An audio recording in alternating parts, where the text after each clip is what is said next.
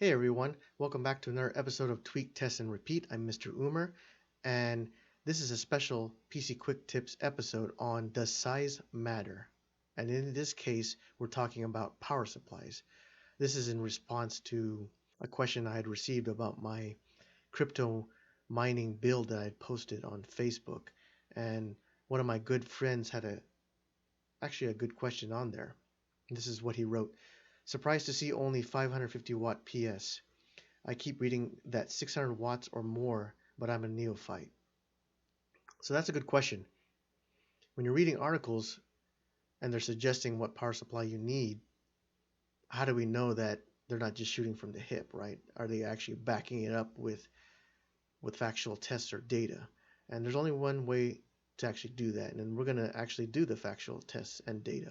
So what I have on the screen here is what's called a power supply calculator. That's on the left. And basically, here's a calculator, and it's a pretty popular one done by Newegg, which is a computer retailer. And you put in the parts, and it tells you, well, this is what power supply we recommend, right? And it's going to be a conservative estimate.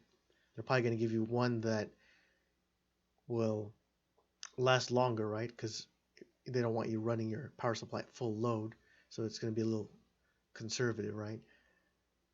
And two, they might be giving you a little bit more headroom just in case you upgrade down the line, right? Now, the other factual piece of data is using hardware monitoring tools. That's what I have over here on the right. I have a remote desktop connection to my crypto mining build, and it's actually recording real-time data. Like, here's how much the CPU is using, here's how much the GPU is using, here's how much the RAM is using, right? Obviously, if I have a UPS plugged into this unit, then I can get an overall of how much load is on that UPS, but in this case, we're going to have to break it down for each component. So let's get right into it.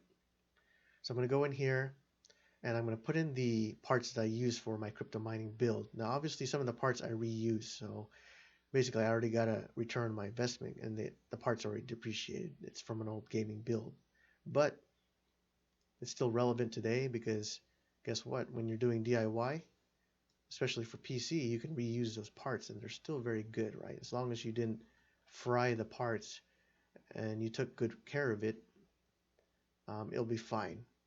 So this is an older generation CPU. It's a that I have in the crypto mining build, i7 7700K, right? So we're going to pop that in there and select the motherboard. It's not by brand, but it's going to give you an average that it takes.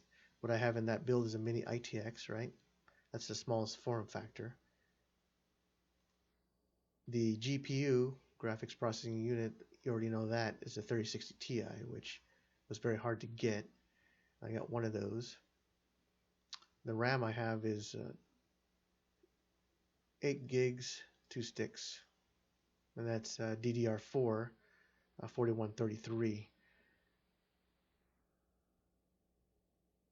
Solid state drive, I have one NVMe and 2 solid state drives, so we'll give that 3. They don't really take up that much power. No hard drive and no Blu-ray drive. So there you have it, 400 watts. Now, my friend said, well, 600 watt. Well, that's going to depend on a lot of factors. Maybe the one that posted it, you know, they want to make sure they give you a good recommendation, right? Or maybe they were paid by another vendor that sells power supply and they want to recommend, you know, a certain wattage, right? Or they want to give you a standardized size. But obviously from here, 400 watts, the power supply I had put in my build is 550 watts, so I have enough headroom in there to even upgrade or to overclock.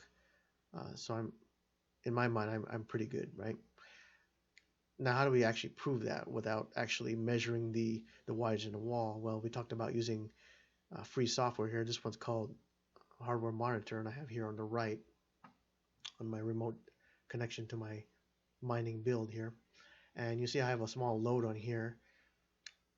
Basically, it's downloading some games, you know, because this is a dual-use machine, crypto mining, and it's used for arcade gaming, like 4K 60 frames, right? And if you notice this monitoring software here, if we go to this item here, it's registering 2.842 watts, right? And it's varying, right? This is the current load on this PC that it's recording. This next one here, I believe, is the average. And this one here was the maximum that recorded, 200 watts. And I did test a game on here, and you can see, you know, gaming is probably the biggest load you have on a GPU if you're running it at a resolution that will actually take advantage of that. And that's going to be 4K 1440p, right? Once you hit this 1080p, that's not going to be much load on your GPU. That's going to be more on your CPU, right? So, you know, I was running a 4K game at 60, and pretty much that's 100% load on your GPU, right? So that's, if we use that as a, you know, worst case, 200 watts, right? So that probably matches up with what's on this calculator here. Bear with me, I'm going to try to scroll up in here. This network connection is not going to be fast because it's basically a virtual connection, right? And I want to see the measurements for the CPU, right? Because the GPU and the CPU, those are pretty much going to constitute most of the load because they're doing a lot of the work, right? All the math and the graphics, right? Obviously, we'll get into how we tune that to optimize for basically performance when you're mining or gaming versus how much electricity you're using, right? You don't want to burn up your machine, and you don't want to rack up your power bill, right? If you're mining, right? Gaming, you probably don't care. But if we look on here under the CPU, it's saying, you know, right now it's consuming around 50 watts, right? Average was 10. It hit 78 watts, right? But, you know, this CPU can hit 95 watts and above, maybe I'd say 110, right? So if you add that to the 200 it's already using, right? 310 watts, right? So my power supply can handle it, right? So there you have it. It backs it up on both the calculator and in the measurement. Obviously, one of our tests is I could probably take one of my amp meters or voltage meters, and I can measure what it has. Or if you have one of those kilowatt type meters that where you can plug it in along with your power supply, then you can measure the actual load on that's being that's occurring on your system, right? So there you have it. That answers the question. The size matter? It does. It depends on what you're doing with it, right? So that's all I have for this, or all the time I have for this episode. If you have any comments, please leave it below and like and subscribe, and I'll see you guys next time. Thank you.